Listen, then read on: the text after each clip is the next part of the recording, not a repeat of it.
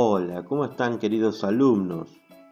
Les habla el profesor Juárez Fabián de la materia Teoría de los Circuitos.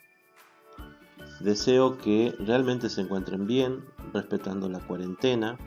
Sabemos que estos días que nos tocan son complicados debido a que tenemos que permanecer aislados y hacer cosas que antes quizás no lo hacíamos. Bueno, en esta ocasión quiero subir este video para aclarar algunos puntos. Así que arrancamos. Los temas que vamos a tratar el día de hoy van a ser todo lo relacionado a las ondas, a las señales que generalmente utilizamos en electricidad y obviamente en electrónica. Las señales que me refiero son las señales más comunes, las señales seno y coseno. Para eso necesito que entendamos, mejor dicho, correctamente las ondas seno y coseno, las características de las mismas. Para eso vamos a estudiar la ecuación que define una onda seno y vamos a generalizar a todas las ondas. Para ello también vamos a ver como tercer punto los parámetros que definen a una onda seno y por último vamos a ver algunos ejemplos. Bueno chicos, entonces para poder comprender al seno, quiero que veamos este video que nos va a aclarar un poco de dónde sale el concepto de seno. Imagina que tienes una bolita atrapada en un circuito circular. No puede salir de aquí. Pregunta: ¿cuál es la altura de la bolita respecto a la mitad del círculo? Bueno, sabemos que la bolita, al estar confinada en este circuito, siempre va a estar a una cierta distancia del centro, su radio. Luego tenemos un triángulo sobre el que aplicar todo lo que sabemos sobre ángulos. Para los novatos, en todos los triángulos que son semejantes hay unas proporciones que se mantienen. Una de ellas es la relación entre la altura del triángulo y su hipotenusa, en este caso, el radio del círculo. Bueno, aquí pongo en pausa el video para aclarar este punto. Podemos ver que tenemos tres triángulos, pero cada triángulo es diferente, es decir, este es el más chico, el mediano y este es el más grande. Ahora, ¿qué relación hay entre cada uno de estos triángulos? Fíjense que son triángulos rectángulos, es decir, este ángulo es de 90 grados, este de 90 grados y este de 90 grados. Son triángulos que tienen el mismo ángulo de 90 grados. Ahora bien, este triángulo es más chico que este otro. Es decir, este lado que viene a ser, que nosotros lo vamos a definir como el cateto opuesto. ¿Por qué cateto opuesto? Porque acá tenemos el ángulo sobre el cual nos vamos a basar para calcular el seno. Entonces tenemos el cateto opuesto y esta es la hipotenusa, el lado más largo. Ahora, si yo divido este segmento del triángulo, que le llamemos Y, sobre este segmento, nos da un número, que va a ser el mismo número que si yo dividiera este segmento en este, o este en este. Acá hay una relación de igualdad entre los tres triángulos y eso depende de este ángulo. Si este ángulo es el mismo en los tres triángulos, entonces la igualdad se va a mantener. Acá estamos entrando a lo que es el concepto del seno. Continuamos viendo el video. Esta proporción, esta división entre estos lados del triángulo, se llama seno. El seno depende de la forma que tenga el triángulo. Si el triángulo está muy aplastado, su altura será muy pequeña, por lo que el seno también lo será. Si el triángulo está muy estirado, su altura será más considerable, por lo que el seno será mayor. Si os dais cuenta, estamos visualizando cómo la bolita asciende por el circuito. De hecho, llegará el momento en el que pase por el lugar más alto del circuito y tenga que bajar, disminuyendo el valor del seno. Este valor seguirá bajando hasta llegar al extremo opuesto, donde el seno tendrá su valor mínimo, mientras la bolita se prepara para ascender, volviendo finalmente a su lugar original. Como veis, la altura de la bolita está totalmente relacionada con el seno. Ahora, ¿de qué depende el valor del seno? Como hemos visto, de la forma del triángulo. ¿Y de qué depende la forma del triángulo? De los ángulos que lo forman. En nuestro caso, el más práctico es este ángulo. En definitiva, quien decide cuánto vale el seno es el ángulo que está aquí metido. De hecho, tiene un nombre especial, lo solemos llamar la fase. Así que despejando, podemos decir que la altura de la bolita es igual al radio del círculo por el seno del ángulo que forma con la horizontal. Pregunta resuelta. Fíjense que esta ecuación que se está presentando, yo puedo obtener mediante esta ecuación la altura que tiene la pelota o la pelotita acá. Esta altura, si yo trazara, este sería el eje Y y este el eje X, me va a dar lo que es la altura de la pelotita. Solamente despejando. Acuérdense de que las relaciones nos daban que I sobre R me daba un número, que es lo mismo que el seno de este ángulo. Por lo tanto, despejando, me queda una ecuación así: I igual a R, que es el radio, esta distancia, multiplicado por el seno del ángulo. Eso me da un punto, o sea, la altura que tiene la pelota en ese momento. Pero oye, si tengo un caso concreto de una bolita colocada en un cierto ángulo, ¿cómo puedo saber el valor del seno para calcular su altura? Para eso los matemáticos se han dedicado a construir métodos y rellenar tablas con todos estos valores para que puedas consultarlos. Tu calculadora te lo dirá en un segundo. Pasemos al siguiente nivel. Añadamos el tiempo. Imagina que el ángulo al que está la bolita no está fijo, sino que cambia en el tiempo. Aumenta a velocidad constante. La bolita en este caso hace un movimiento de subida y bajada, lo que hace que la altura vaya al compás. Si tomara fotos muy seguidas de cómo cambia la altura y las pusiera en orden, me encontraría con esta forma ondulante. Estoy seguro de que la habéis visto en gráficas como esta. Os presento al oscilador armónico simple. Muy utilizado en física para tratar muelles, péndulos e imprescindible para abordar otras situaciones muy complicadas. El oscilador armónico es una de las piedras angulares de la física. Pero, ojo, lo remarco para que quede claro. El movimiento armónico no es la bolita trazando un círculo, es solo su movimiento vertical, cómo cambia su altura respecto al centro. No os confundáis.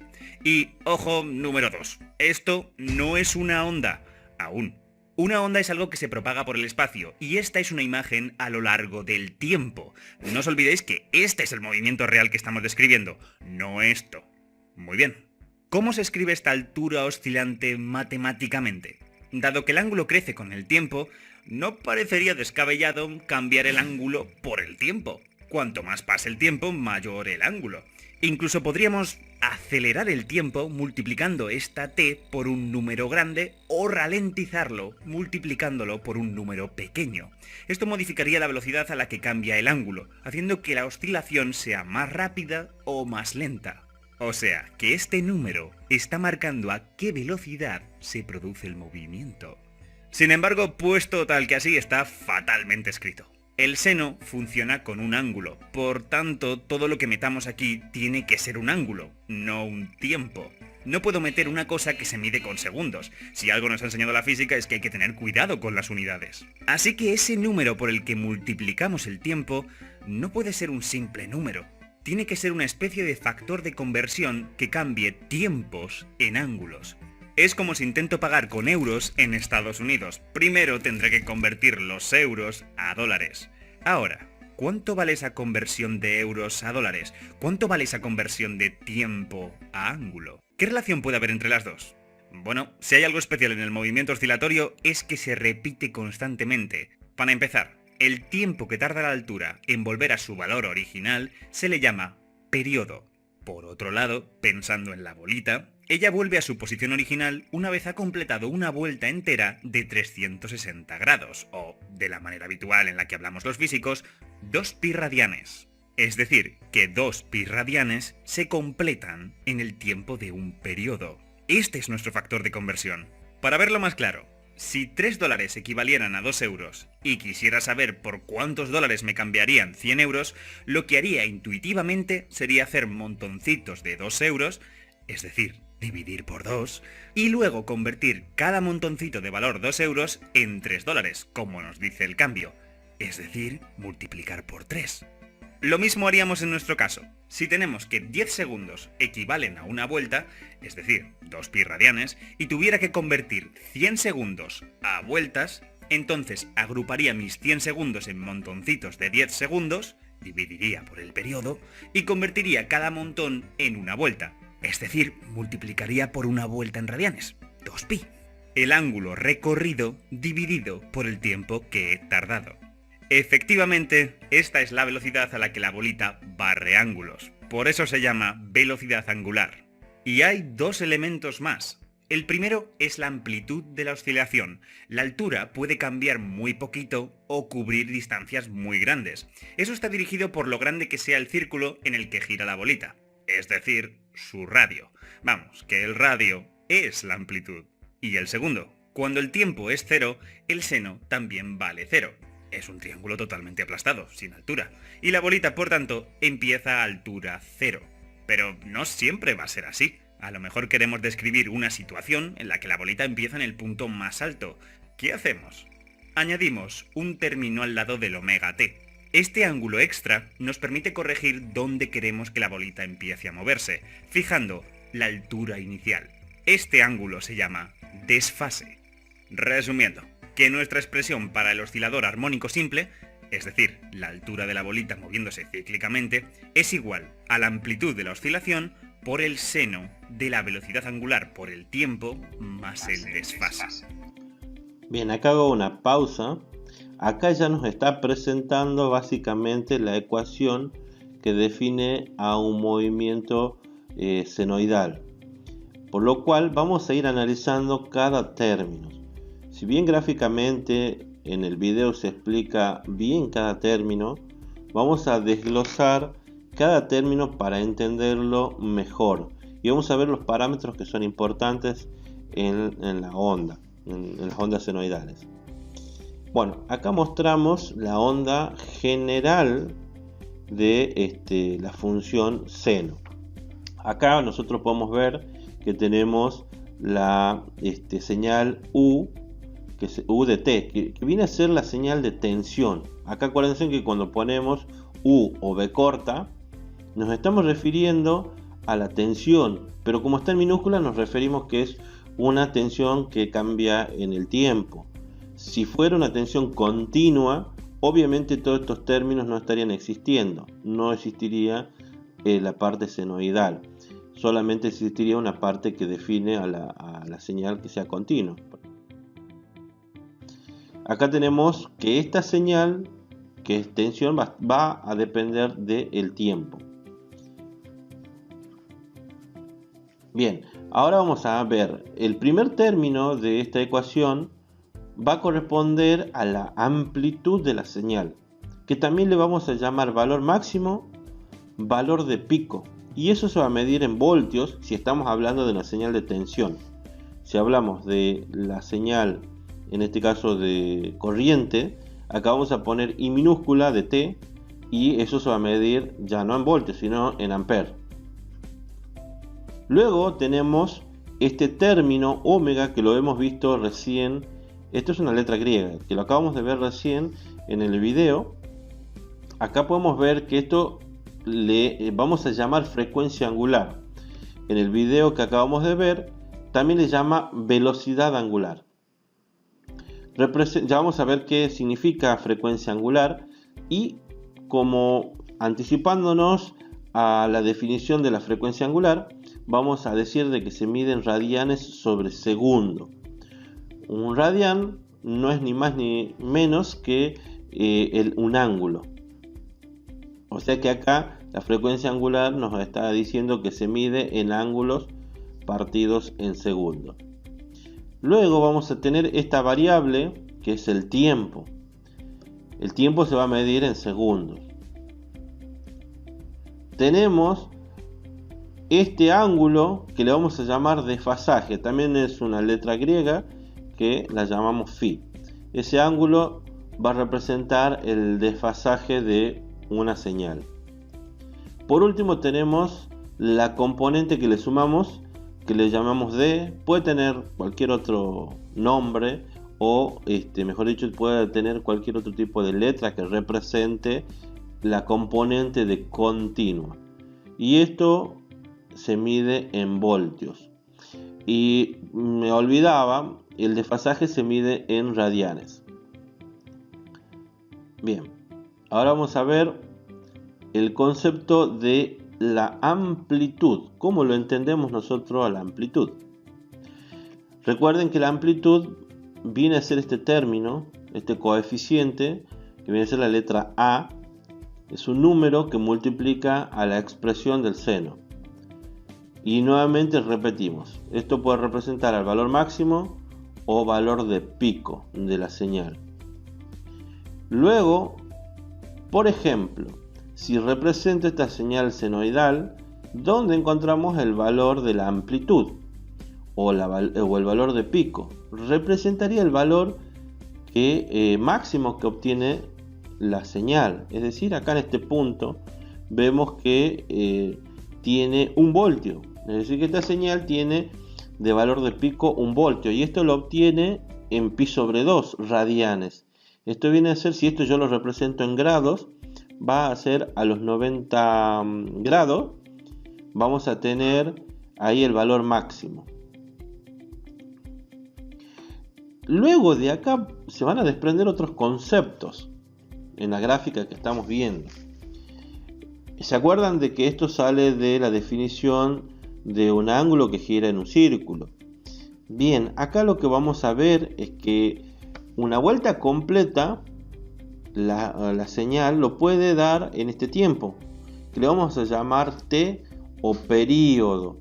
Es el tiempo que invierte la onda en realizar un ciclo y su unidad es el segundo. Es decir, que acá, si bien nosotros lo tenemos marcado con ángulos en radianes, en realidad 2pi, que viene a ser una vuelta completa del círculo, demoró tanto tiempo. Esto viene a ser el período.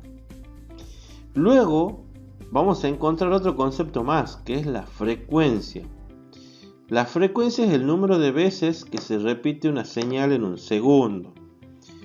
Es decir, yo mido un segundo y veo cuántas veces se ha repetido esta onda seno. Por eso lo podemos decir que es el número de ciclos, es decir, el número de veces que se repitió la señal en la unidad de tiempo. La unidad de tiempo sería un segundo. Si yo logro visualizar cuántas veces se repitió, voy a obtener lo que es la frecuencia. La frecuencia viene a ser entonces 1 sobre segundo, o bien se va a medir en Hertz, que esto ustedes ya lo conocían. Y hay una fórmula que vincula el tiempo y la frecuencia. Fíjense que la frecuencia es igual a 1 sobre el periodo. Si conocemos el periodo, podemos conocer entonces la frecuencia. Y si conocemos la frecuencia, podemos conocer el periodo. Bueno, ahora vamos a ver los casos particulares de la onda. Vamos a ver, por ejemplo, acá ustedes pueden ver de que esta es la señal que yo intento graficar. Tenemos una señal de tensión que depende del tiempo y su expresión es seno de t, dice acá. Entonces tenemos que ver qué pasó con los términos que correspondían a la ecuación general de la función seno. Vamos a ver a, que viene a ser la amplitud, vale 1, por eso queda seno de t. Ahora omega vale 1, por eso solamente tenemos t. Y como no hay ningún término sumando, phi viene a ser igual a 0, es decir, no hay un ángulo de desfasaje. Y d, que viene a ser la componente de continua, tampoco tenemos acá ningún término que sume al seno, por lo tanto no tiene componente de continuo. La gráfica va a ser esta que vemos aquí. Podemos visualizar de que esta señal es la onda seno. Si puedo visualizar, acá tenemos que la onda tiene un periodo de 2pi, es decir, la onda se va a repetir cada 2pi. Básicamente eso, y la amplitud máxima es de 1. Acá tenemos la amplitud que valía 1, la amplitud o el valor máximo. Bueno, ¿y qué pasa si ahora yo aumento el valor de la amplitud, ¿qué irá a pasar con esta señal? Vamos a poder ver de que al aumentar el valor de la amplitud, gráficamente se va a traducir en un aumento en esta gráfica. Vamos a verlo. Fíjense en ahora la onda de color morado representaría la amplitud para esta señal. La amplitud aquí vale 2, que representa el término o el coeficiente A. Entonces A vale 2, omega sigue valiendo 1, es decir que esta señal tiene la misma frecuencia angular que esta señal. Por lo tanto, van a coincidir el punto que sea 0 y el punto que sean máxima cada una de las ondas. Cuando coinciden el punto donde se hace 0 y el punto donde se hace máximo las ondas, se dice que están en fase. No hay un desfasaje entre las ondas. Fíjense, acá tenemos dos ondas de la misma frecuencia angular. Acá, como aclaración, pongo que la frecuencia y el periodo son los mismos en ambas señales. Así es. Cuando digo la frecuencia me refiero a la frecuencia que se mide en Hz y el periodo también son iguales. Lo único que cambia en esta expresión y en esta viene a ser la amplitud nada más. Vamos a analizar ahora el término que nos corresponde, que viene a ser el término a omega, que viene a ser la frecuencia angular. Acá vemos que su unidad es radian sobre segundos. Vamos a ver de dónde viene este concepto de la frecuencia angular. Arrancamos con 0 grados y acuérdense en la pelotita que yo hacía que gire en este círculo. Acá voy a tener lo que es el radio y acá voy a tener el cateto opuesto y el ángulo. Ahora fíjense de que yo tengo acá una flecha que me dice hacia dónde se va a ir moviendo la pelotita. Y acá tenemos lo que es omega, que viene a ser la frecuencia angular, que también le dicen pulsación o velocidad angular. Ahora, ¿qué representa la velocidad angular o la frecuencia angular? Va a representar la velocidad con la que se mueve esta pelotita. Es decir, ¿qué tan rápido este ángulo crece? Básicamente es eso. Ahora vamos a tratar de ver, en este caso, vamos a tratar de ver una animación donde podemos ir cargando los coeficientes. Yo lo que quiero mostrarle a ustedes es una página web que recomiendo que ustedes ingresen allí y puedan ver o simular todos los coeficientes de la onda seno. Si volvemos a la presentación, vamos a tratar de buscar la forma de entender la frecuencia angular. Acuérdense que acá en este caso esto va a representar la frecuencia angular y esto representa una variación horizontal. Ese coeficiente acá le llaman B, nosotros le llamamos omega. Entonces buscamos el término B y fíjense, acá vale 1. Es decir, el coeficiente omega o B larga vale 1. Si yo hago que ese coeficiente aumente, fíjense lo que va a suceder con la onda de color amarillo. Pueden ver que a medida que crece el valor de B, se ensancha la onda senoidal. Aumenta lo que sería la frecuencia angular. Y eso también va a hacer crecer la frecuencia que se mide en Hz. Ustedes pueden ver acá que B vale 9 acá. 9,4. Bien, acá estamos solamente variando la frecuencia angular, este valor. Vamos a ver entonces en nuestra diapositiva la definición de velocidad angular. Hay que entender a la frecuencia angular como a la velocidad en que gira un ángulo, es decir, omega representa la magnitud de el ángulo en radianes dividido en tiempos sobre segundo. Básicamente es eso, es la velocidad con la que gira un ángulo en este círculo. Mientras más rápido gire, quiere decir que le tomó menos tiempo en dar una vuelta, y eso representa gráficamente en la onda senoidal una onda más ensanchada. La expresión matemática para la frecuencia angular nos dice que es 2pi por la frecuencia, que era el término que ya habíamos visto recién. Recuerden que la frecuencia es 1 sobre t. Eso lo habíamos visto en la definición de frecuencia. Por lo tanto, podemos reemplazar 1 sobre t donde dice f y nos queda esta expresión, que es 2pi sobre t. Y esta fórmula vincula las tres magnitudes. Velocidad angular nos va a relacionar la frecuencia y el periodo. Es una fórmula que ustedes van a utilizar mucho en los cálculos.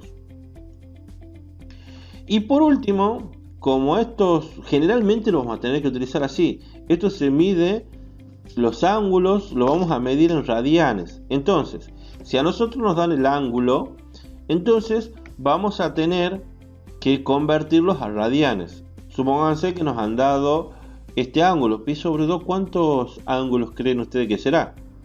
Si lo miran bien, representa 90 grados. ¿Y cómo sacamos eso? ¿Cómo logramos sacar los 90 grados que pi sobre 2 es 90? Se hace de la siguiente forma. Vamos a mostrar nuestra calculadora y vamos a hacer el cálculo. Yo les explico cómo lo hacen y después vamos a ver bien la definición de radián. Acá me está pidiendo que yo ponga el ángulo que quiero convertir. En este caso, supónganse, si yo tuviera el ángulo lo puedo pasar a radianes, pero ¿cómo hago si quiero hacerlo al revés? Si quiero hacerlo al revés, si yo tengo el ángulo y quiero pasarlo a radianes, lo voy a hacer de una forma sencilla. Vamos a ver, por ejemplo, tengo pi sobre 2, que esto representa un ángulo pero en radianes. Entonces, el valor de pi, ustedes recuerdan que es, ¿qué valor? Era 3,14 y un número mucho más grande, es decir, tiene mucho más decimales. 3,14 y lo voy a dividir en 2. Obtengo este número. Luego de hacer esto, lo voy a multiplicar por el ángulo que corresponde a un radián. Un radián viene a ser igual a 57,3 aproximadamente por 57,3 y eso me da 89,961. Quiere decir que este término básicamente es 90 grados y ustedes eso ya lo sabían. Es decir, sabían que este ángulo era de 90 grados. Lo que hice es pasar de radianes a ángulos. Pero generalmente, si nosotros tenemos el ángulo, lo vamos a tener que pasar sí o sí a radianes. Y eso lo hacemos de esta forma, como lo podemos ver aquí. Después vamos a hacer algunos ejercicios para aclarar este punto. Bueno, luego vamos a hacer lo siguiente. Vamos a tratar de graficar las ondas que correspondan a este ejemplo.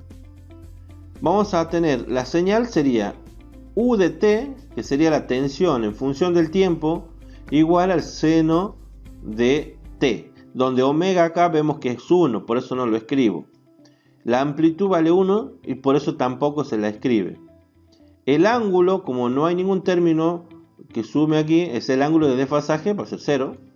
Y d, como tampoco hay un término que sume al seno, entonces también es 0. ¿Cómo se grafica? Se grafica de esta forma. Es decir, vamos a tener una señal seno que arranca en 0. A los 90 grados tengo el valor más grande, que vendría a ser el valor de 1. Si ustedes agarran la calculadora y ponen seno de 90, le va a dar el valor de 1. Ahora, si ponen el seno de 180 grados, le va a dar 0.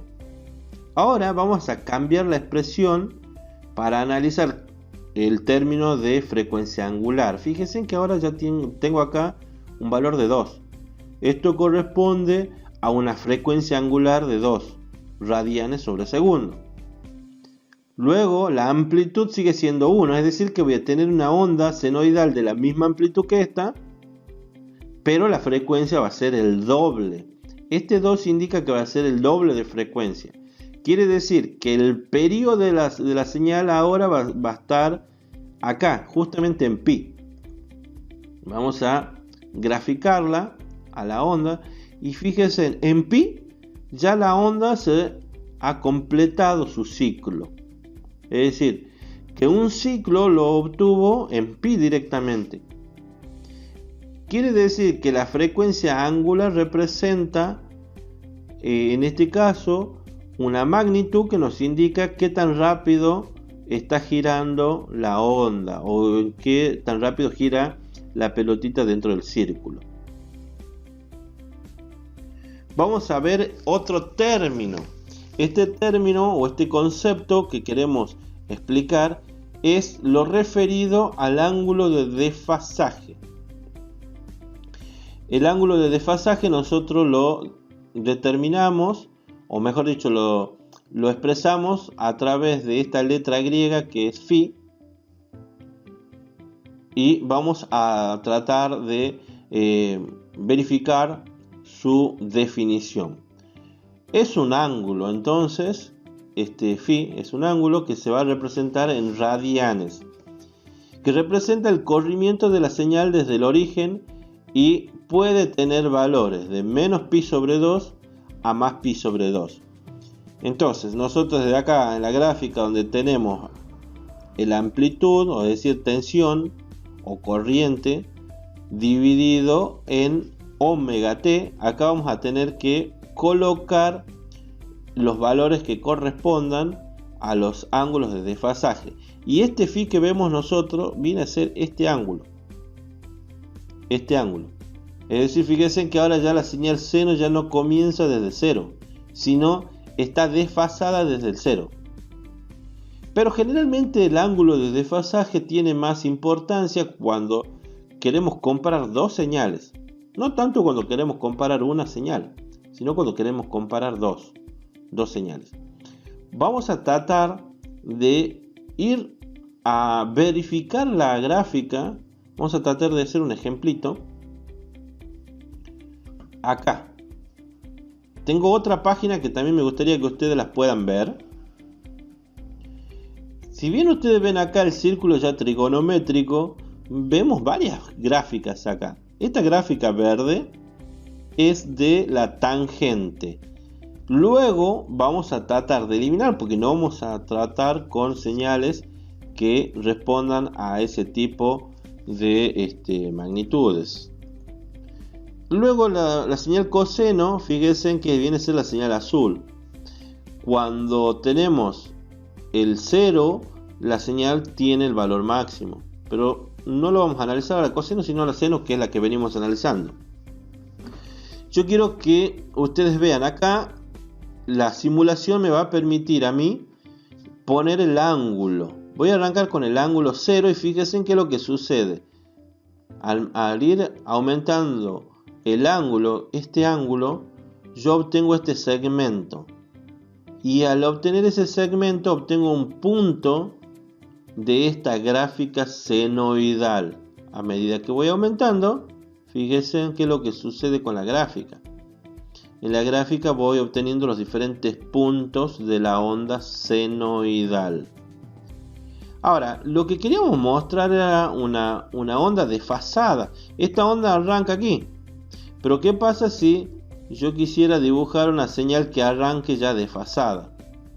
Para eso vamos a hacer clic acá donde dice entrada y vamos a escribir la expresión de una señal que tenga la misma amplitud, que sea de la misma frecuencia, pero que esté desfasada. ¿Cómo lo hacemos? Vamos a poner seno, que sería sen, entre paréntesis, vamos a poner que la frecuencia angular sea de 1, es decir, vamos a multiplicarlo por t, o en este caso va a ser por x.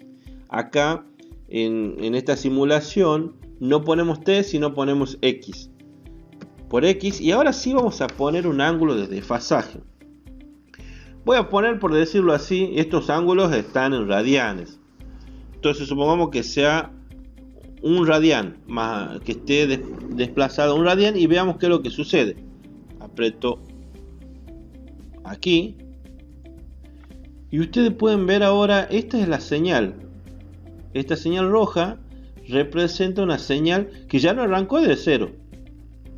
Arranca mucho antes. Hubo un desfasaje que de cierta cantidad de ángulos. En este caso yo le puse un radián. Acuérdense que un radián corresponde a 57,33 grados aproximadamente. Entonces aquí ya tenemos un desfasaje. Yo podría dibujar otra onda desfasada también. Vamos a tratar de hacerlo así. Seno de x menos 1. Y ahora nos aparece una señal azul. Fíjese, la señal azul ahora comienza desde aquí. Esta señal se dice que está retrasada con respecto a esta. Esta comienza antes que esta otra. Esta, digamos, tiene un valor negativo. Y su amplitud, esta amplitud máxima, llega mucho antes que esta otra que empieza aquí. Bueno, básicamente, chicos, acá podemos expresar el desfasaje de una señal con respecto a otra. Y eso depende del ángulo phi. Continuamos entonces con la diapositiva. Y otro punto que no quiero que se olviden es que ese ángulo puede estar comprendido entre menos pi sobre 2 a más pi sobre 2. Entre menos 90 y más 90. Bien, ahora generalmente se lo puede usar para comparar señales. Esto también ya lo aclaré recién, que más sentido cobra este ángulo cuando hay dos señales. Entonces yo puedo saber cuál es el desfasaje de una señal con respecto a otra.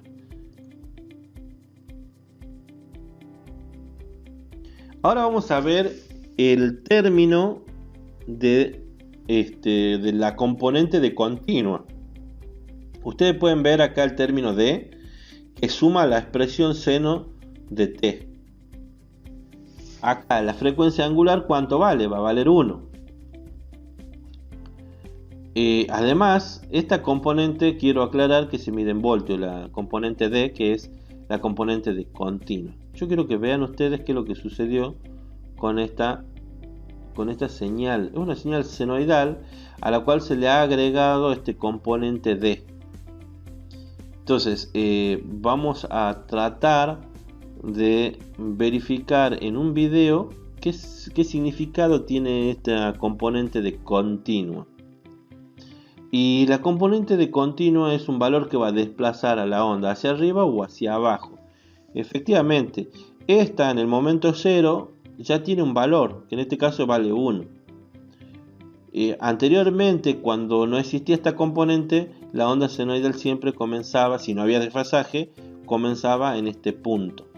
Fíjense en que acá ya el valor tiene un valor máximo a pi sobre 2 y un valor mínimo que se hace 0 en 3 pi medio. Vamos a tratar de ver este video, así aclaremos este tanto de la componente de continuo. Esto es corriente continua y esto corriente alterna. Está claro. Pero hay muchos tipos de señales que no están tan claras.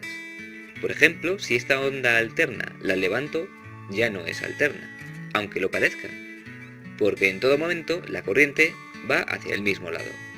Lo mismo pasa si la bajo. Esto es corriente continua negativa. Pero, ¿y si la dejo a medias y solo la bajo un poquito? En este caso tenemos corriente alterna, porque algunas veces es positiva y otras veces es negativa. Pero como no está centrada en 0 voltios, decimos que es una corriente alterna con una componente en continuo, porque la podemos considerar como la suma de una señal alterna con una señal en continua. En este caso, la componente en continua es negativa. Bueno, acá en este punto se ve claramente, la línea roja es la componente de continua, pero es negativa, lo cual hizo de que la señal senoidal quede por debajo del equilibrio, que era esta línea. Ahora, gráficamente esto, ¿cómo se hace? ¿Cómo puedo hacer yo de que una señal senoidal se desplace del cero, de este eje? se lo puede hacer sumándole. Fíjense acá que hay un término que suma. Y le tengo que sumar una señal continua. Voy a tratar de dibujar lo que quiero representar. Si yo tengo, por ejemplo, este es una fuente de alterna. Y acá tengo una carga, supongamos que sea una resistencia. Si tengo esta circunstancia, lo que va a suceder es que yo voy a tener una onda senoidal que va a graficarse desde 0, valores positivos y después valores negativos, pero está centrada, o sea que acá no hay componente de continua, es decir, ahí no tengo ningún término D. Ahora, ¿cómo hago para agregarle ese componente D? Es sencillo, yo voy a tener que poner en serie con esta fuente para poder sumarle. Voy a poner en serie una fuente de continua. Básicamente hago esto, vamos a poner así y así. Cuando yo hago esto, entonces lo que estoy haciendo es poner en serie la fuente, y cuando se hace esto es agregarle un componente de continuo. Estoy sumando los valores. Supongamos que este vale 0. Si esta vale 0, la tensión alterna en ese instante, ¿qué es lo que va a suceder? Bueno, lo dibujé un poquito mal a esto. Voy a tratar de borrarlo. Veamos. Acá. Bueno, sigamos dibujando entonces. Acá. Voy a tratar de hacer. Ese es el eje X que representaría a omega t. Y acá tenemos el voltaje. Es B de t. La señal que depende del tiempo. Bueno, ahora, ¿qué es lo que sucede si esta tensión es 0 en ese instante? Voy a tener solamente la componente de continuo, es decir, por la carga va a circular una corriente que depende solamente de esta batería. Entonces tenía un punto de la gráfica. Pero como esta tensión no siempre es 0, sino que va alternando, voy a tener una cosa similar a esto. Dentro de este punto de referencia ahora, voy a dibujar la onda senoidal. Bueno, básicamente eso es el concepto de este término. Bueno, hasta aquí llegamos con la clase de ondas. Me despido de ustedes, chicos. Hasta la próxima ocasión.